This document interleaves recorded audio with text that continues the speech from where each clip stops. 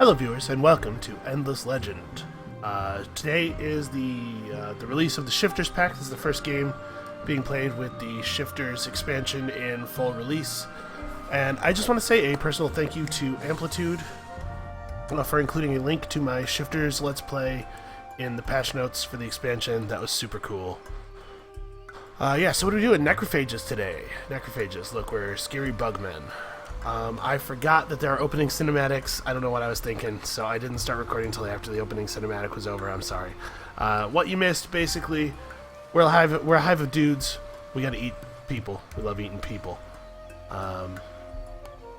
We actually play a character in this campaign. Our necrophage character is a bug of some ambition. We'll get into more detail in a minute. First, let's talk about what we got going on here. So, we are agriculturally challenged. -1 food on terrain with food. You may have noticed some of the spaces on the map are showing a 0 food value. That's because they had 1 food on them, but it is treated as being 1 less food than it is for our purposes because we don't know how to farm, and it's very difficult to hold farming implements with mandibles. To offset that, how do we grow our population? Well, we recycle. The Necrophages are a very green faction. So whenever a unit dies in a battle that the Necrophages army is a part of, as long as the Necrophage army is not wiped out, after the battle they gather up all the corpses and cart them home, and they put them in the big corpse pile. That's what this recycling counter is. Once we've put 8 corpses in the corpse pile is converted into a food stockpile. That's right, the clue is right there in the name, Necrophages. So, in order to keep our people fed, in order to keep our population growing with anything like the rate that the other factions see, we are going to have to constantly be committing murders, basically. We just got to be bum-rushing people all the time. Fortunately, we're pretty good at fighting. We have cheaper city districts. +2 food per citizen per village on cities. Extra health regen, a little bit, but every little bit helps. We do not believe in peace or alliances or diplomacy or talking to people before you eat them. We cannot learn to parley with minor factions. We can never be at peace or allied with any other player.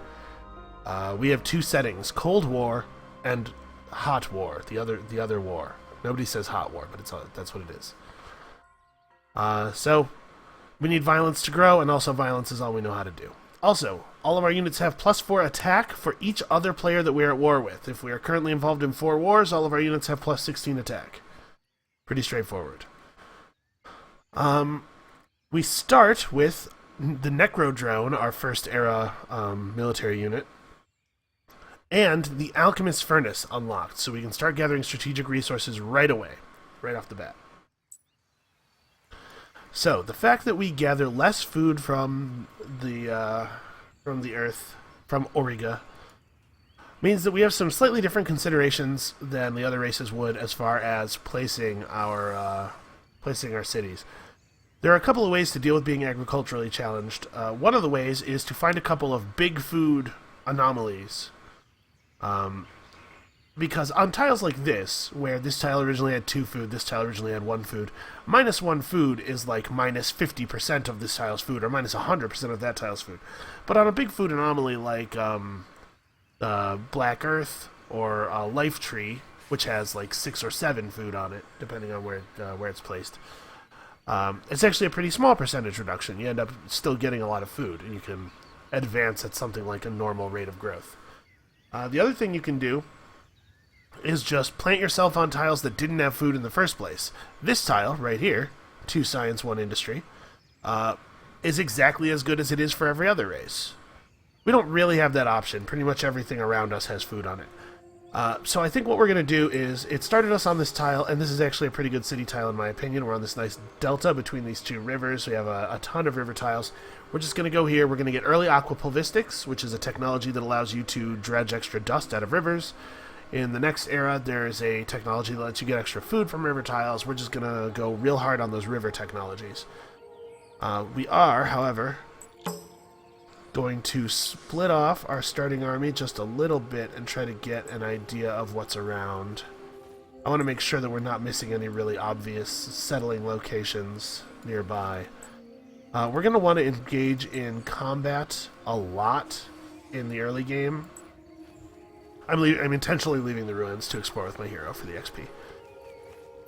We're going to want to engage in a lot of combat in the early game. Oh wow, our opening region has both glass, steel, and titanium. That's unusual. That's pretty cool.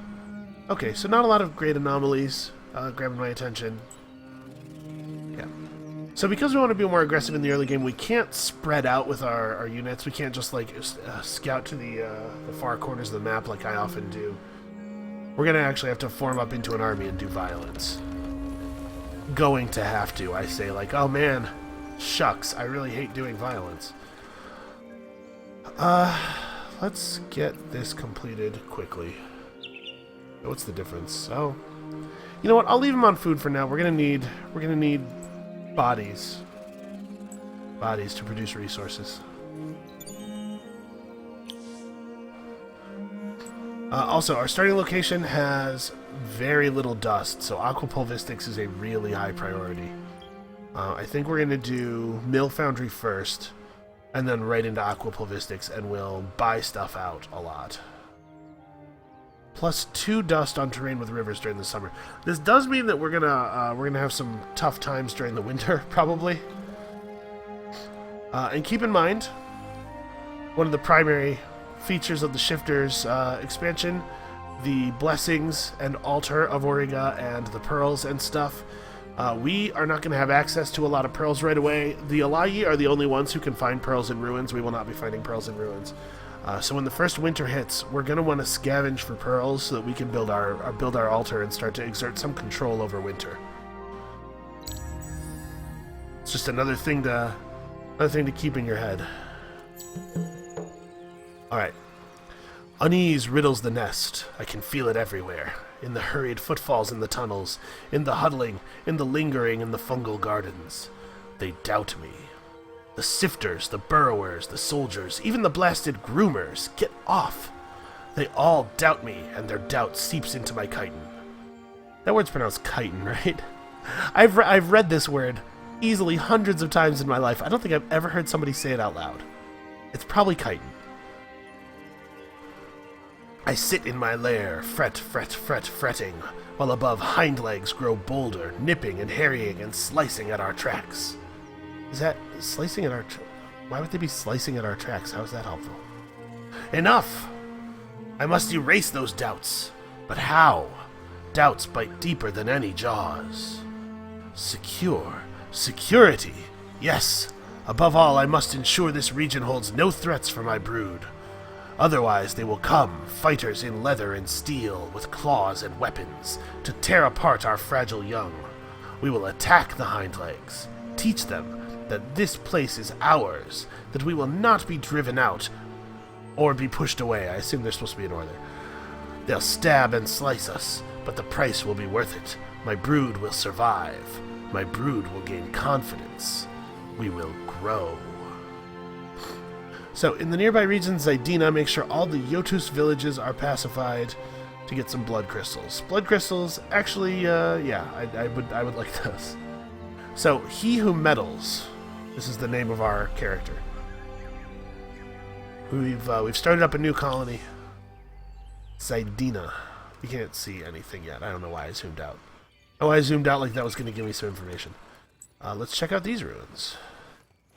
Oh, what is this? Emeralds? Okay. Build 2 extractors on luxuries to gain the augmented extractor technology, which gives you an extra luxury from each of your luxury extractors each turn. That's a pretty handy thing. So, one thing I definitely want to do at the very least, well, there's some Yotus, so I assume that this is the region in question. Oh, we do have one of those lovely high food anomalies, but it is right up against the wall of the region. Alright, one thing I do want to do is get a really good... I just clicked right past that. What faction is this? Some Silix up here. I want to be able to see my entire home region. You can't gather resources that are in your region until you see them. Yeah, you have to at least reveal them. So looks like we're headed down here to commit some fantastic acts of incredible violence. We're also hemorrhaging money right now. That needs to stop. It needs to stop quickly. There are a couple of ways to make things in this game, right? You can build stuff with industry, or you can buy stuff with money. Let's search this ruin. Hopefully there will be some dust in it. No, we found glass steel. Okay, that's not terrible. I don't hate that. So we're doing a couple of things by spreading out in the early game, right? This is the same thing that we have done with the other races. Number one, you're trying to find as many ruins as possible, as quickly as possible. Ruins are packed with free resources. One of the things that the Endless Legend developers kept from Civ was the ruin hunting in the early game, and I think that's a really good call because ruin hunting is fun. And it encourages you to explore the map. We're going to get this ruin and then head back toward our...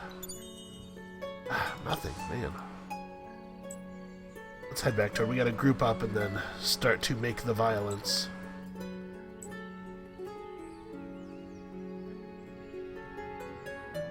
There's at least 2 of these villages. And we have Hernas. Alright. Hernas are pretty okay units. I do enjoy...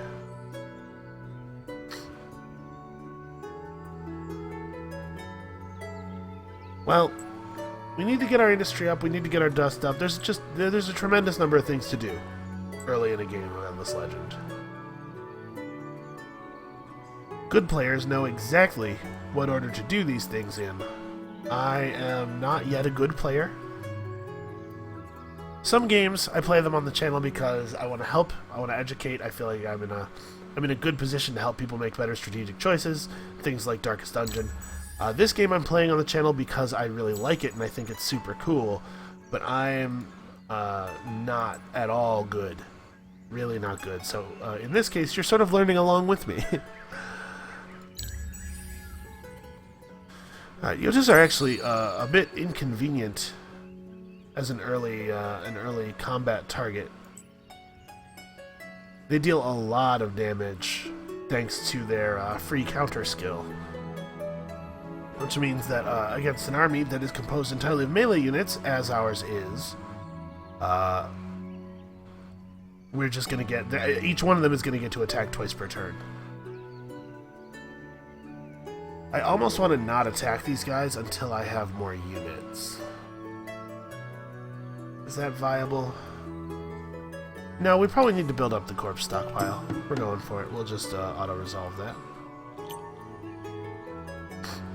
Wow, we actually didn't manage to even kill them? That's crazy. Well, Feeds on Bones has gained some... Let's talk about the faction tree of the Necrophages. So, big food income, plus unit cost reduction. I kind of wish that they would rephrase this to unit cost reduction. You know, just tell me, minus 10% unit cost instead of plus 12% unit cost reduction. Bonus health regen in owned regions and allied regions. It's not possible for us to have allies, but remember that a non-necrophage army could hire a necrophage hero. So that's why it does that. Even more food in cities, big attack boost for hero, and more health regen. Not big health regen, just more health regen layered on top of health regen. We're going to be pushing up the class tree with this guy. Our armies are largely melee. We're going to be taking a lot of damage, so the first level is plus 10 defense, but the second level is going to give us a bunch of extra life for all of the units in the army. And then, of course, we push up and get extra defense for all the units, and eventually extra reinforcement positions. We will be running a huge military campaign. At some point, we will need to be doing multi-army attacks, and this will be invaluable at that point. We aren't in a huge rush to get it. We'll probably get all 3 ranks of Iron Taskmaster, honestly, before we push up there. So we can have a look around with the rest of our movement points and then come back and finish that battle off next turn.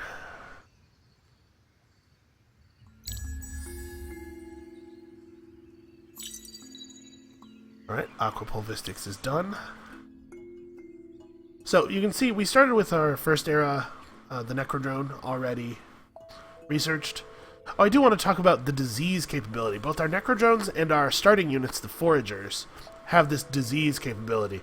Whenever you engage in melee attack with a disease unit, the enemy unit, the unit that fought with it, gets a dot that deals damage to them at the beginning of each turn, basically. And then the Necrophage units themselves are immune to disease, of course. Necrodrones are way better than Foragers. They move much faster. They have the flying movement type. They do way more damage and have much higher attack. But they are also significantly more expensive to build. So, what's next? We're going to need the big four. Public libraries, Empire Mints, and seed storage are all just tremendously important. Actually, this may not be the order we want. Yeah, let's do it like this. We're gonna go way deep on dust, and we're just gonna fund our army. We're gonna purchase our army mostly, more than building them. All right, let's finish this village off. Should be fairly easy. Oh, with there only being one unit left, yeah.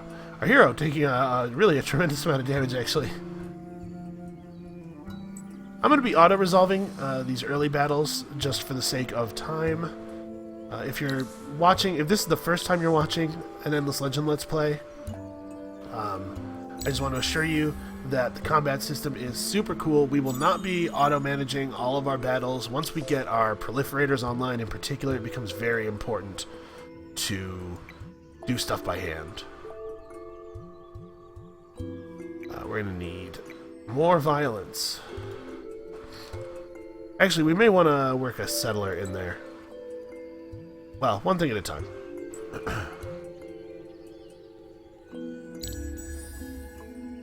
So this region doesn't look fantastic for settling. There's not a lot of river or water. The anomalies are kind of sketchy. We could found a city right here, take advantage of the escaped specimens and the exotics. But this region doesn't have a lot of industry, and these tiles are a little undervalued for us because, again, they have food on them, so we're losing a point. We have a lot of tiles in this group that only have 2 resources coming out of them. There's something to be said just for bulk of resources. Even if they're not necessarily the best resources for your time and situation, just having more stuff is good. So I usually do this. I usually go plus 20% science output, push up into the later ages as quickly as possible. I think I am going to do it here as well because I want to get to Era 2 to unlock Tier 2 glass, steel, and titanium weapons, which will be a tremendous boost in our effectiveness.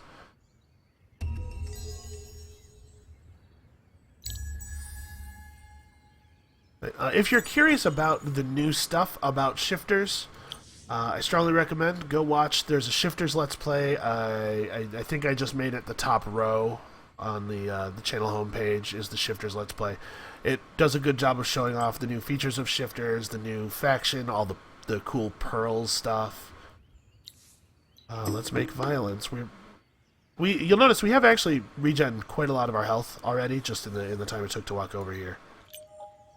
Oof, lost a forager. Well, to be expected. Alright, seeking revenge. Yotu's army comes to attack our city. Destroy them. Get 20 influence. Well, okay. Is this...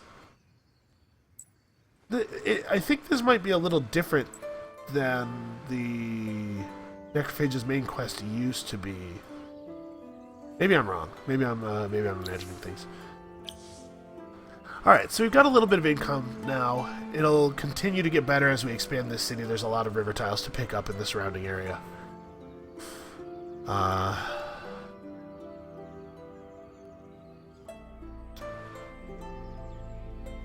Basically, the question I have now is, how long can I wait to expand to a second city? I probably shouldn't wait terribly long.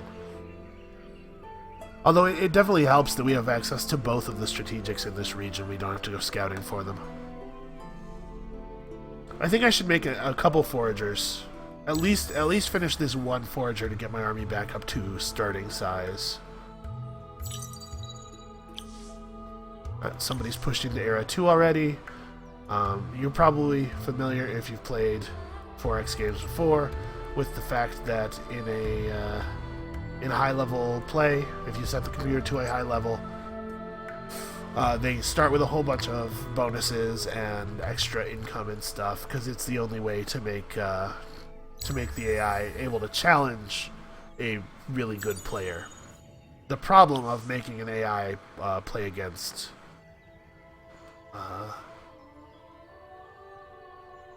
do I want to manage this? Let's manual this one. I'm going to try to protect that injured forager and keep him off the front line. Alright, you are on the front line. So first we have the deployment phase. We have an area that is tinged slightly orange. It's a little hard to see, but we have an area that is tinged slightly orange that we can start our units in. The enemies similarly have an area that's tinged slightly their color that they can start their units in. We're going to start our injured forager way in the back. Our hero, let's see here, these guys have range 3. Yeah, I'm actually going to back way up. If we start up front and we charge at them, they're going to get to just stand on this bluff and shoot at us from the cliffs. You may not be able to see, there's a cliff face here. If we back off and make them come to us, we can make them sacrifice this superior position, and the AI is far too aggressive to consider waiting. So we're just going to have these two units hold position. Actually, yeah, just hold position for now. The units coming out of the city garrison will be able to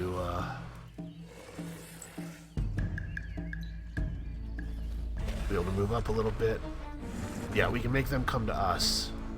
Okay, now, violence. Everybody, focus your violence. Make murder. Okay.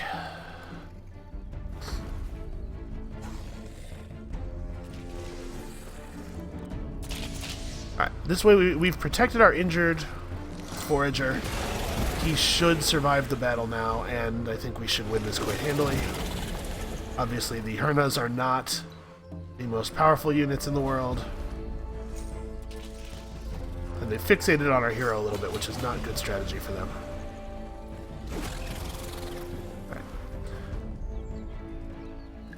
So I really do like the way the battle takes place over the real-world terrain.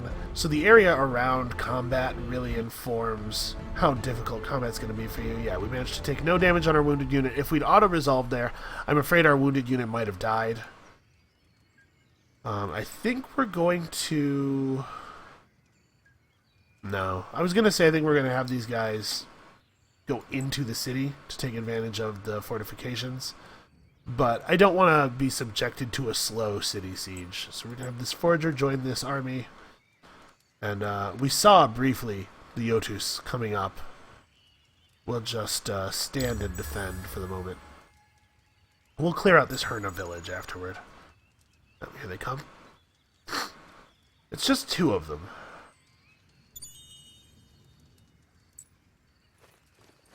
Alright, I want to attack them from this side.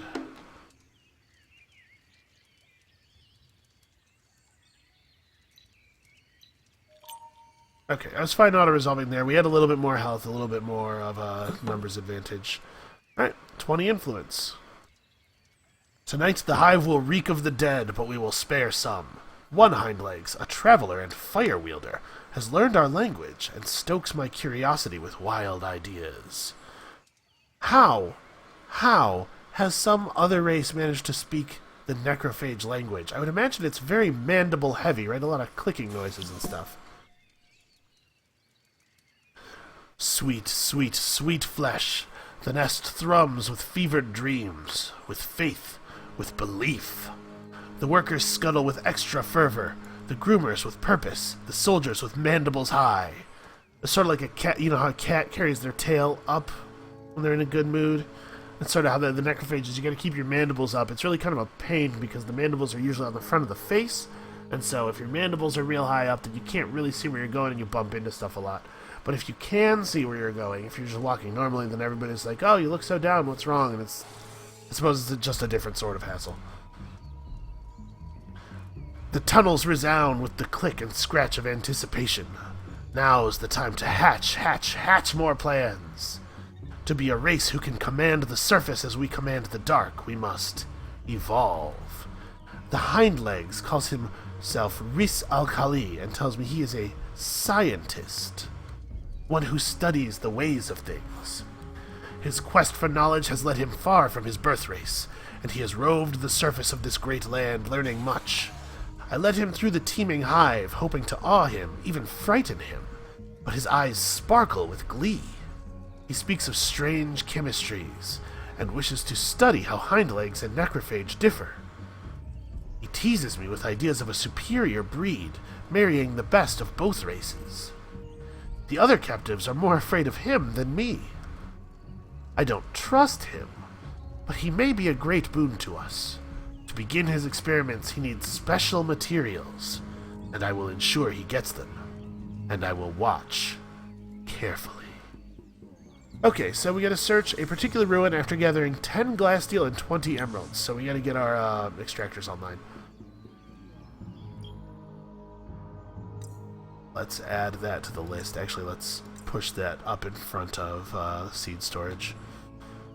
And our hero continues to gain levels. He's gained plus 25 life for all the units in his employ. Our dust income is good enough that we actually can just buy out this unit and then go on a rampage. Killing spree.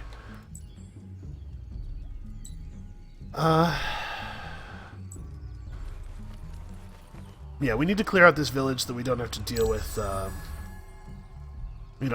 hostile Hernas assaulting us every 5 minutes. Oh, you know what? We do need a settler. I don't know what I'm thinking.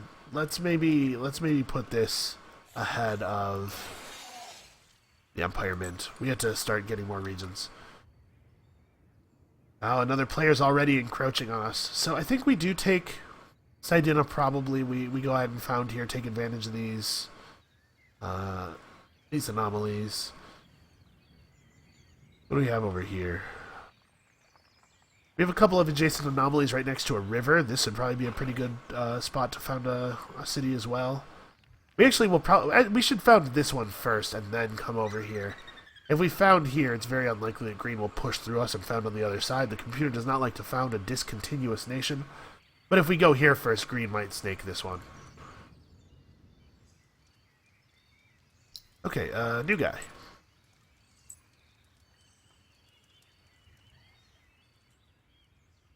Let's step over here.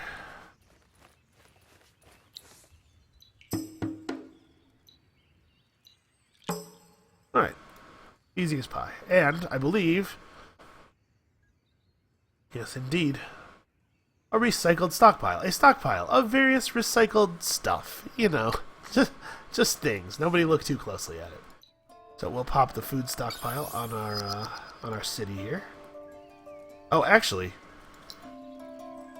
our city's constructing a settler. That probably was not the best time for this. Well... you know, it wouldn't be an SB Let's Play if I didn't make several huge errors for no reason. Huge, unforced errors. We're going to come over here, and we're just going to wait. We're going to guide the settler. We need to get the glass steel extractor online. We'll get back to growing the city's population in a couple of minutes.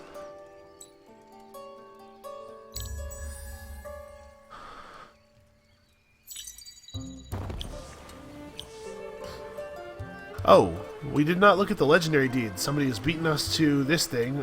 There's no way we were going to get that. And they've gotten 130 wine, which is a great reward. Let's have a quick look at what our legendary deeds are. So blue is doing okay. We have here be the first to pacify 8 villages. We are 3rd place on this contest. We've got 3 of 8 down. We could get this. Plus 15% initiative on all units would be really nice. It would be cool if we could get that. The next era, be the first to have earned 2,000 influence since the beginning of the game. I think we're probably not in strong contention for that, although it is worth noting that we know that there's no dragon player because if there was, we would have been introduced to them at the beginning of the game because they would have had vision of our units.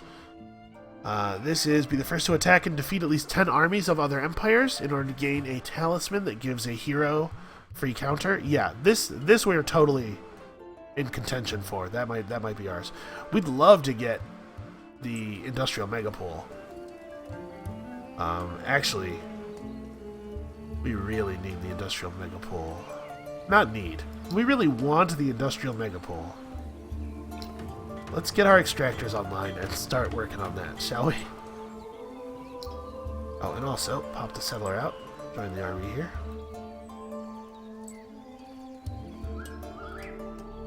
So, right here is my plan. We'll be able to build a dust dredger for the river. Yeah. Should we do a drive-by on this village? What is this, Silix? No, let's make sure we get to the settling place in the most efficient route, with the most efficient route possible. I don't want to miss settling this city by 1 turn or something. You know, that would be embarrassing. Oh good, winter.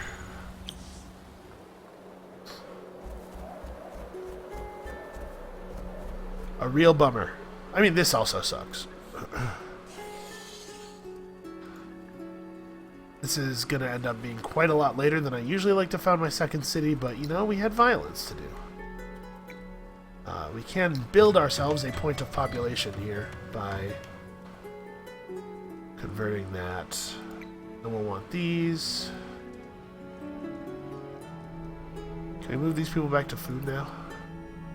Yeah.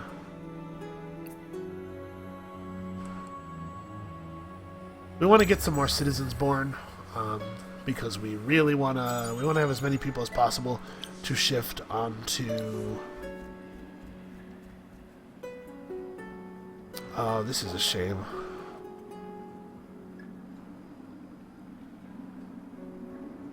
I'd really love to have the second era open so that we could do the second row of the second line of science and industry. Lowered building cost is the second row here, and that's something that's really valuable when you're going to be pushing for a legendary building because they're large and they take a long time to build. I think what we're going to do is we're going to take these two and we're going to save the extra influence. This will help us get some more units out. We're going to have to build a little something in time between now and when we actually have enough resources to start construction on the megapole. It may be too late, but there's no way for us to know. We don't have any idea what the other player's resource situation is. It's not like in Civ 5 where it's like, oh man, if you haven't started building that great library by, turn 10, you're out of the running. Sometimes the first 2 legendary buildings go extremely late in this game just because people didn't have access to both of the strategic resources. So we will hold out hope for the moment. We're gonna have to find what the minor village is in this the minor faction village in this region. Yep. If we build an altar of Auriga, no, I don't want to activate those. But thank you for reminding me that I have stuff. So we need to try to find some pearls, by the way, now that we've okay, we have a couple of pearls near our city. This is a stack of 2, and this is a stack of 2.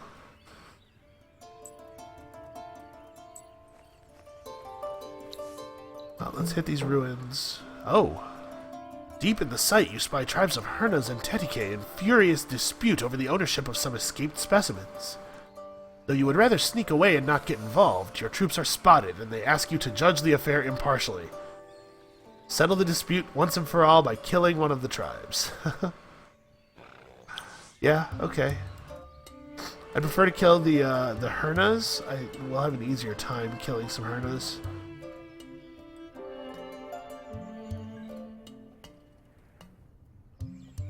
The Tenneke army spawned right on our backside. Where's the Herna army?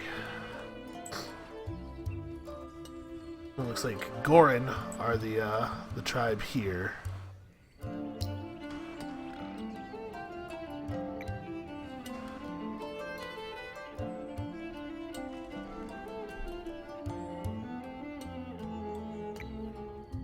All right, we'll start with a mill foundry. Pretty standard opening for a city. You just want to get the industry up so that the city can start to build things and be self-sufficient. Where on earth are the orcs? I'd much prefer to kill the orcs. They'll do less damage to us. Oh, there's the orc army. Alright, well, we will devour these minotaurs. I think we're somewhat likely to lose a forager here.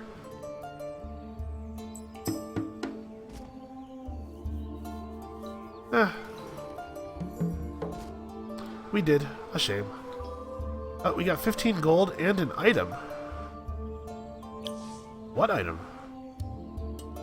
It's probably... Oops, I clicked... I always do that. I always click diplomacy when I mean to click the army management thing. Let's have a look. Let's see what we got. No, it's not something that can be equipped on a normal unit. It might be a hero-only piece of equipment. Inspect. Indeed. What do we get? We got a necklace that gives plus 15 initiative plus the improved initiative capacity, which is how much? Another 20%. Wow, that's pretty cool. I'm not going to equip that on him right now because 30 dust is kind of expensive. But that's a neat thing to have gotten. Especially considering that it was fairly low effort to get it. This is a cool anomaly. The golden tree. Wind-blown spores of dust are drawn to this magnificent tree where they knit themselves into the slender branches. This is so cool. This game is really pretty, and honestly, I'm not even running it on the highest graphics settings because my hardware is kind of old. Kind of really old. It's a little remarkable the game runs at all, frankly. But they've done a good job of optimizing it and making it run on low-end machines, which I really appreciate. Alright, somebody just finished the Museum of Auriga, which means that somebody probably has access to both of the resources. It could be that they did that just by getting quest rewards. So we don't know for sure that somebody else is on both the resources, but there's certainly a suggestion of it. I think we should eat these guys. Oh, by the way, I'm sure we have enough. Yeah, we have enough corpses to make another stockpile. So let's take advantage of that. A little more growth in the capital. Again, just trying to... And we'll pop this. Trying to get in a position to support the construction of a megapole if we do indeed end up with the opportunity. Oh, there's a cliff around this. This thing is kind of nestled into this little closed valley. So we have to attack from this space.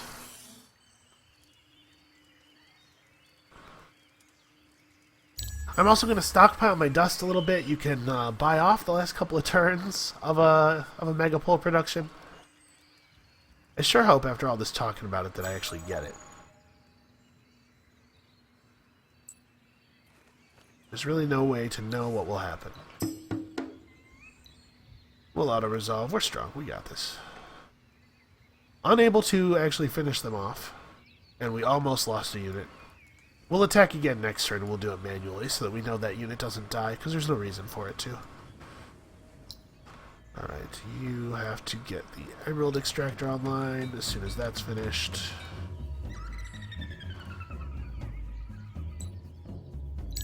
Okay. My suspicion is the reason that we didn't kill these guys... Wow, somebody's in Era 3 already? That doesn't bode well for us. My suspicion is... Oh, wait, we want to manually do this. That the reason we didn't kill these guys is because, yeah, they're just spawning in the little, little crevice of perfect safety. Okay. We'll just deploy like this, and... it'll be our hero one-on-one versus their single unit.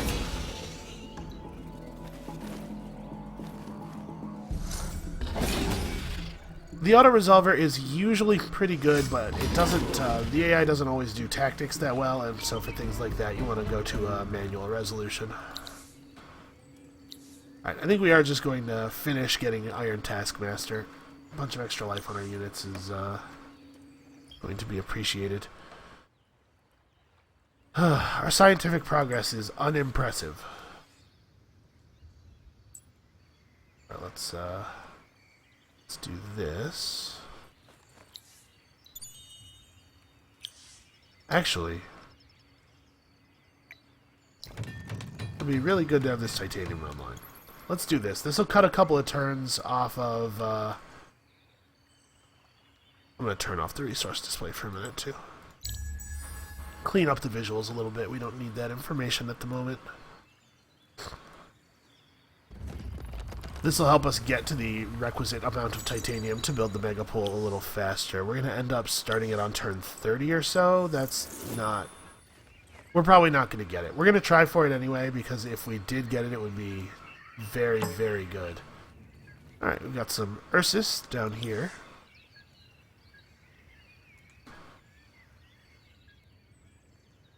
We still only see one other player's border. That's good. We're expanding a little slower than maybe is ideal. Oh, I suppose we should be researching things.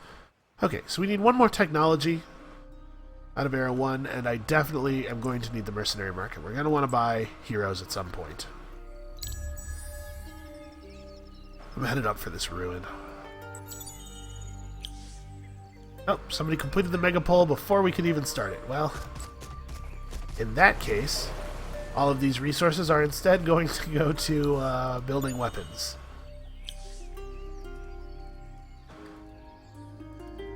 This does not bode that well for us. I don't think we're doing very well in the overall. Let's do Husbandry Center first. But it's all right, you know. You can recover from a bad. It's not even a bad open, it's just kind of a weak open.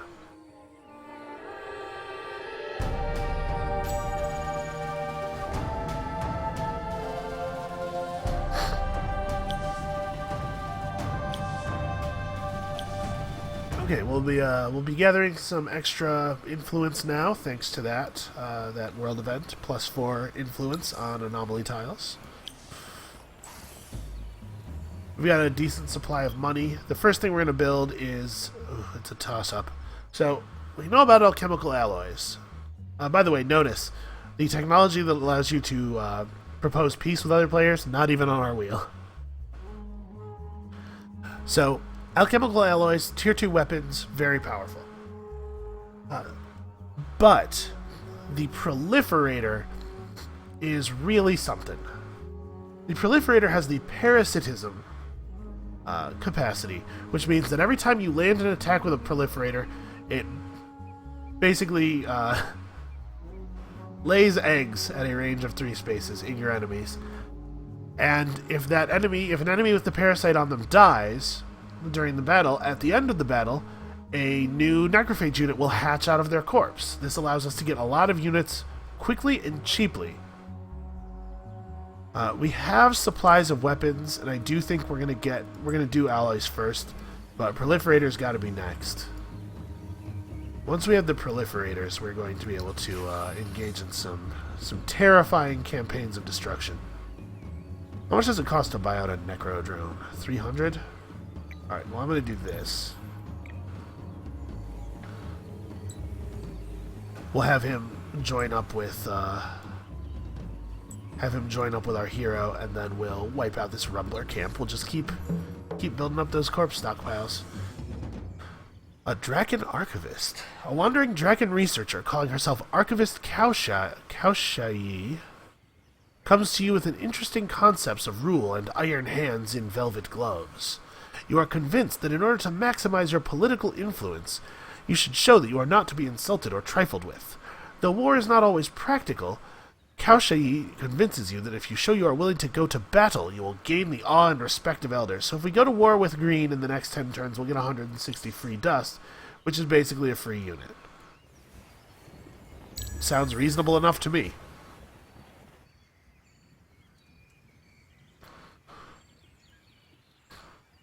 Also, we have to remember that we're doing this quest thing over here.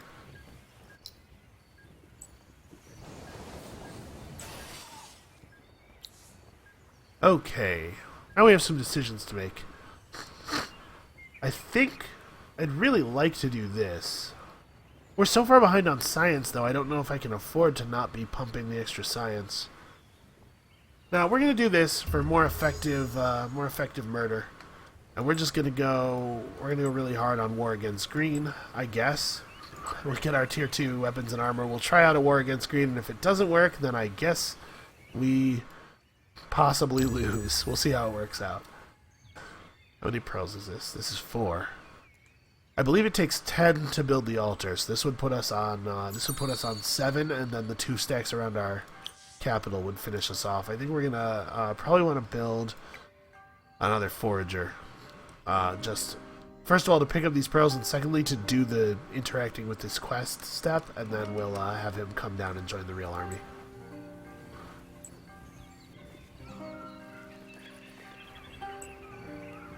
Gather these guys up. Now that we have the city's stuff online, we can... Let's rebuild the Gorin village. We'll build a point of population. Seed storage can actually wait until after all of that stuff.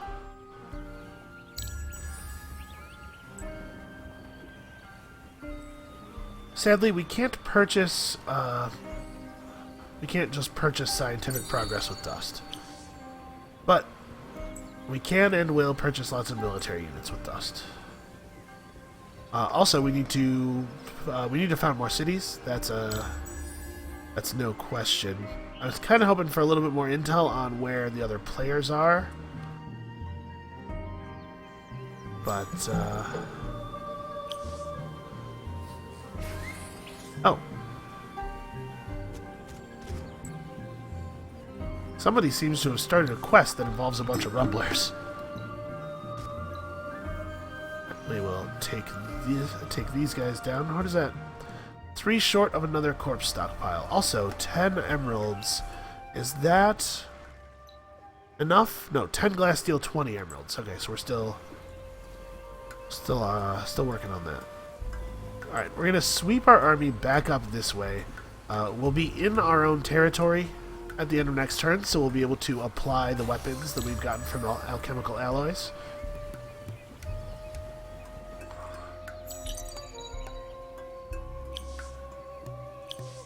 And as soon as we have the proliferator finished researching, we are going to employ them.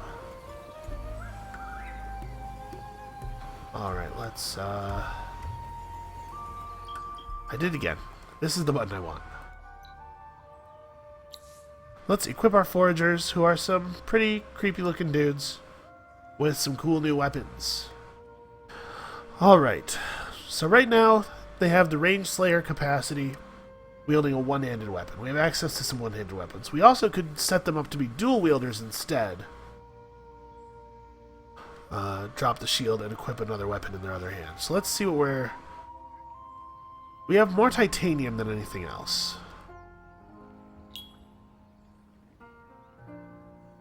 So this gives them the Range Slayer 2 capacity, upgrading their Range Slayeriness. It just makes them do bonus damage to range and support units.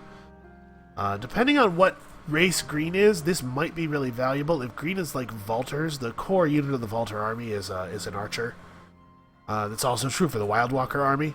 So we might be able to make some real headway, thanks to the fact that our core unit has Range Slayer. So we can leave them with shields in the other hand, or we could do this. I'm sorry, we have to put it in this slot and it equips in both.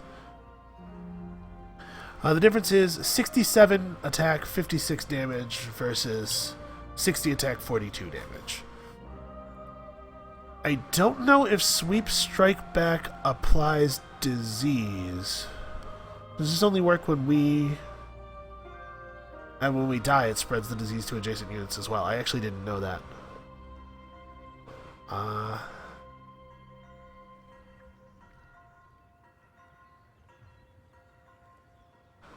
Titanium weapons are just more effective. You see 29 attack, 32 damage. Glass steel weapons are a little bit less effective, but they give a significant amount of initiative. They make it so your army gets to choose how and when you fight inside of the tactical view, which is nice. I think we're going to go this way. What about shields? Their current shield has 4 defense, block, and sharp sense. This has 6 defense, plus 10% health, block 2, and sharp sense 2.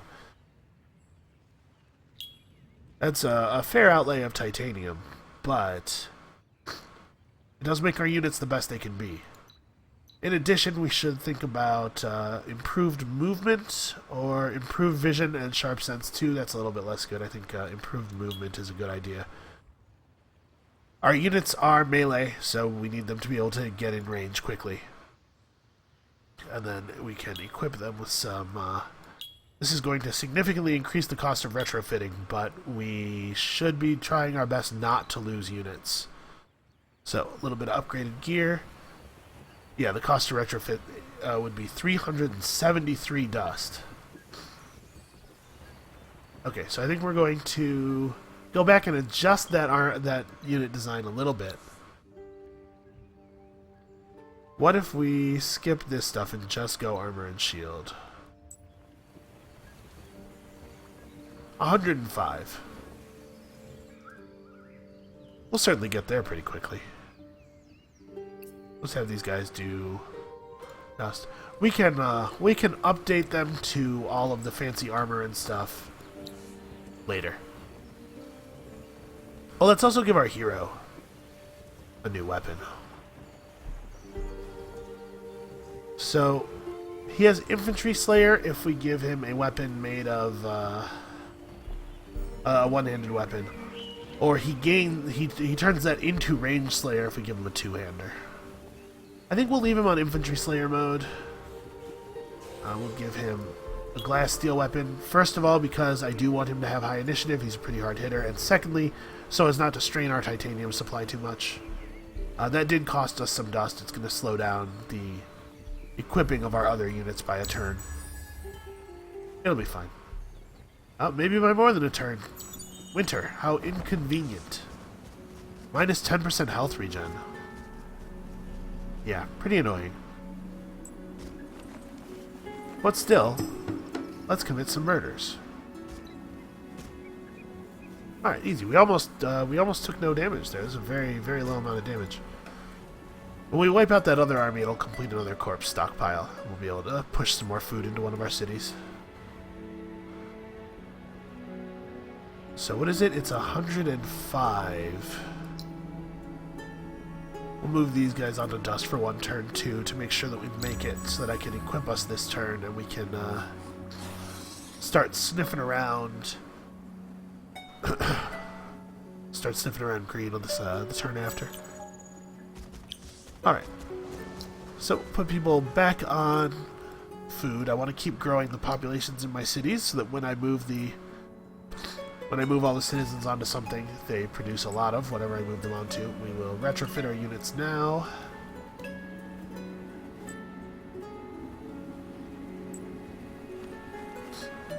Maybe we don't want everybody off of dust.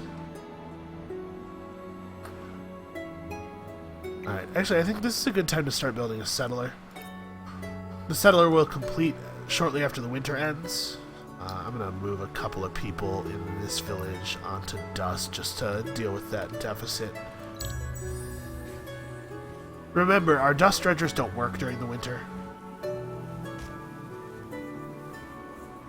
So we've had a couple of pearls spawn. Oh, somebody else pacified the 8 villages. I suppose we did sort of lose focus on that one. We'll have our forager. How many pearls is this? 3? This is good enough, yeah. We'll have our forager head over here. How close are we on this quest? 13 emeralds. And we're getting 1.5 a turn. If we find another luxury to build something, to build another extractor on, we'll complete that quest from those ruins and we'll get the improved extractors. That would be nice.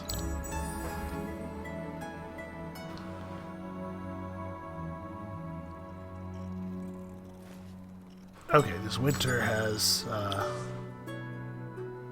lasted a little bit longer than I was hoping.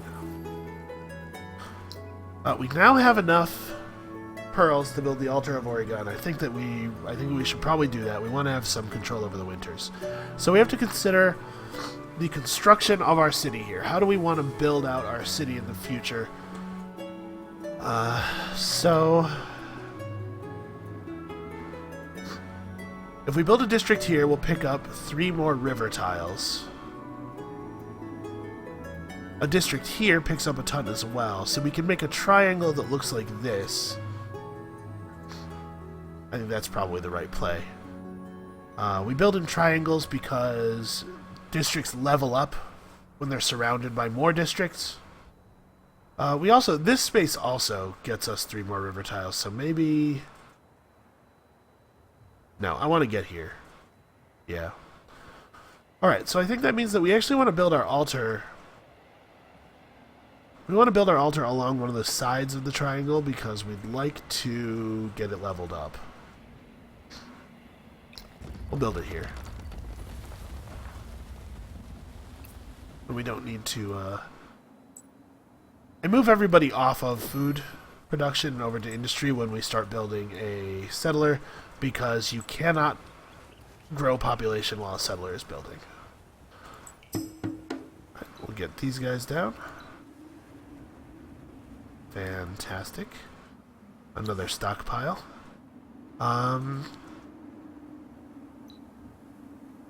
Let's grow the new city. We don't need to push stockpiles in our capital anymore. It has the husbandry center now. So we'll just... we'll use them to buoy up the population of the other cities. Okay, winter ends. Because it's out of time.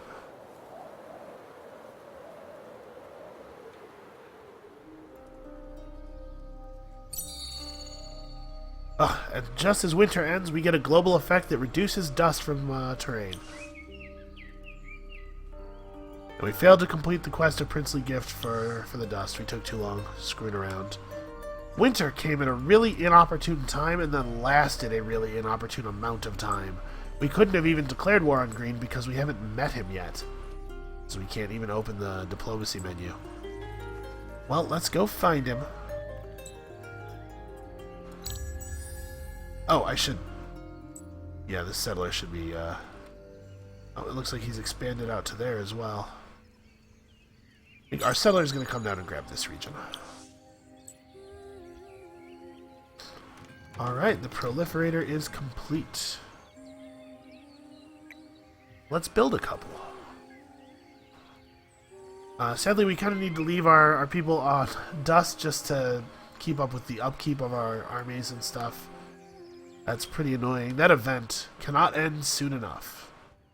We're going to research meritocratic promotion, which allows us to put more units into a single army. I do want to point out our 2 unique techs, our 2 faction unique techs are in this age. Minus military and hero upkeep. Have a bigger army, pay less money for it. And this is pretty cool. You can sacrifice population in a city for a significant approval boost, sort of a religious ceremony, I guess, from the flavor of it. This is something that may be helpful when you're on the warpath, gaining cities. You know, you suddenly take huge drops in in population, or in approval from gaining more cities and getting all that expansion disapproval. And this might allow you to push up the approval in those cities quickly so that they can start pumping out more units for the war effort. By the way, note, Light Blue is the player who built both of the legendary buildings that have been constructed so far. That is a concern. We need to find and kill Light Blue. We're almost at enough emeralds. So let's have a look forward here. Where the hell is this guy's city? Where are any of this guy's cities or units? We have 50 influence to spend. Let's do this right now. We can't afford... This would be 60 influence. We can't afford to buy the 30 plus 30 attack anyway, so we'll just do this. Oh, who doesn't have... Yeah, you don't have orders. That's right, because you don't have anything to do. Alright, so we'll get through this this step of our faction quest, and then we'll probably call the video here. I don't know what the rounding is. We either have 20 or 19.5. Oh. Ah, yes. The altar of Auriga is a sacred building to those who live upon her. It is a center of ancient power from the times even before the Endless. By bringing her pearls here and unlocking the altar's blessings, powerful magical effects can be applied to a city, region, or empire. True story. Ah, we've met Green. This is why we couldn't see his units, because they're stealthy. The Forgotten. Great, we have Forgotten right on our border. This is only kind of a bad thing, actually. There are benefits to having the Forgotten be one of our neighbors. It's kind of a bad thing in the sense that he will now be using espionage crap on us, and we will be sad a lot. It's a good thing in that his units are not good at fighting, and in fact, he's even assimilated a minor faction that's not good at fighting, so that's nice of him. We should be able to beat those guys in battle. That should definitely be a possibility for us.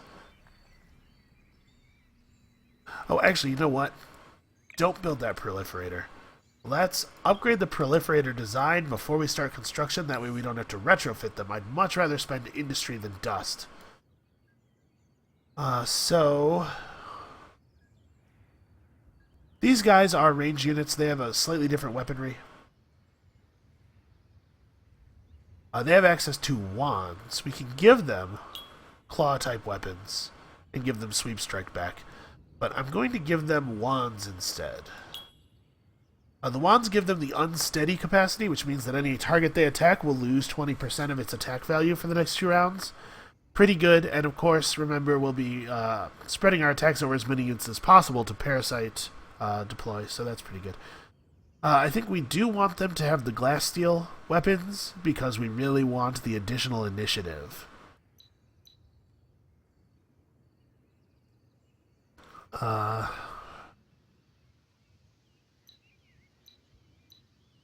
We'll go ahead and give them some armor as well. It would be a shame to just have them die on us.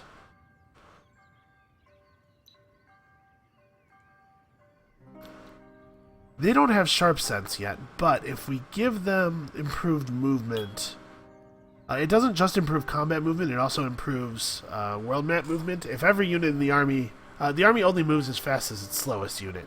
So if we get everybody in our armies improved movement, our armies will move across the world map a lot faster. Okay. So that proliferator. Let's pump out a couple real fast.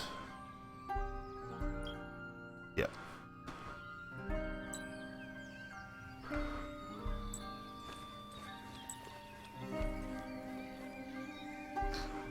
Where on earth are his cities?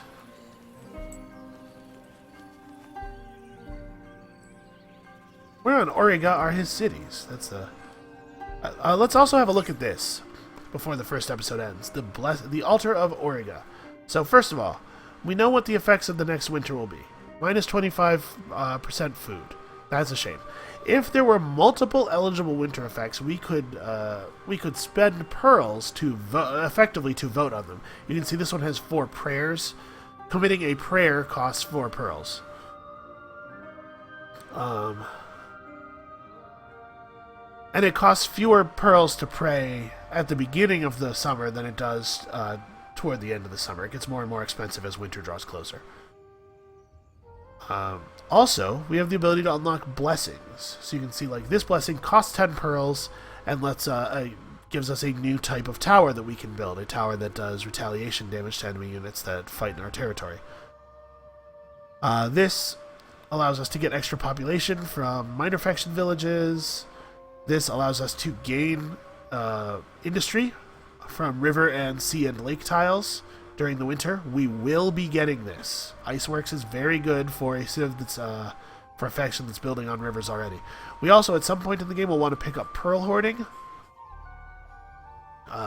It lets us convert pearls into stockpiles of science, industry, or food. That's one of the things that we're going to be using pearls for a lot in the later game. We can also unlock accessories and armor that are made of pearls. These, I don't like these as much. They're a little narrow for my taste. The armor made of pearls only has stats during the winter. It has good stats, but only has stats during the winter. And the accessories made of pearls are actually pretty cool. This we might pick up. They mostly have to do with retaliation, improving your counterattack damage or reducing the counterattack damage you take from enemies. After the third winter, the final row out here will unlock.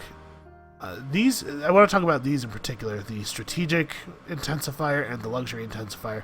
These are special districts that you can build on top of luxury or strategic resources to get tons of extra dust in this case, science in this case. It's pretty cool.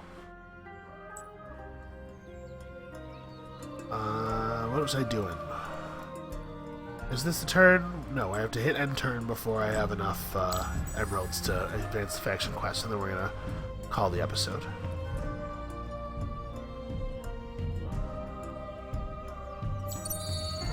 Somebody... Wow, really? We might lose the game because somebody's going to win a science victory on, like, turn 100. Somebody is already pushed up into the next era. They're scouts. Esby. I see what you're doing here. Mildly jealous because because they wanted this region and they were too slow to settle it. Well, that's on you. Alright. We brought the 10 glass steel and the 20 emeralds. Search the same temple ruins after gathering 150 dust. Just resources, resources, resources. Well, I mean, we'll get there pretty soon. You guys can go get these pearls and come back, I guess. You guys can go and found a city. Aha, we have found another player.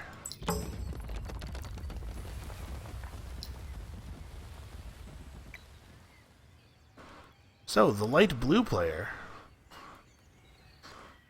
I should fix my faction colors. We have like purple and pink available to us. I don't need to have dark blue, dark green, and light green in the... I'm totally fine with walking my army back. If I can just find a city to... Alright, forget it. Wow. They're, drawing in around us. I think they may have ill intent. Well, alright, we're going to call the episode here. Our major army is going to come back. It's going to unite with this forager and these two proliferators, and then we're going to go on a killing spree. We're going to try to eat a player. Our time window is, you know, we've just gotten to a new tier of weaponry, and we hope that our opponents are not ahead of us. Actually, light blue. Wait a second. Light blue is the player who got both the legendary buildings, right? Okay, my suspicion is that this guy's going to be terrifying, but we can still eat the forgotten. Yep. So that's what we're going to do. Come back next time. End this legend when we probably, you know what? We're going to go to war. And we'll either win or lose. And maybe lose the game. Come back next time when we maybe lose the game. It's going to be great, and we'll see you then.